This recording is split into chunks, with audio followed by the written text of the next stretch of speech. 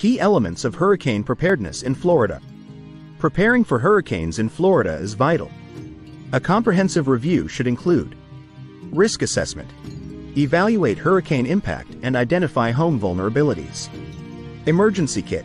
Stock essential supplies, tools, and important documents. Evacuation plan. Develop routes, plan for special needs, and conduct drills. Home fortification. Protect windows and doors and secure loose items. Communication strategy. Create a plan, keep contacts, and stay informed.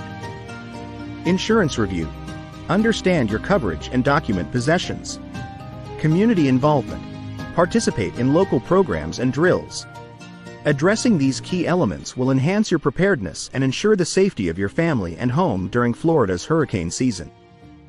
Taking these proactive steps now can make all the difference when the next storm approaches.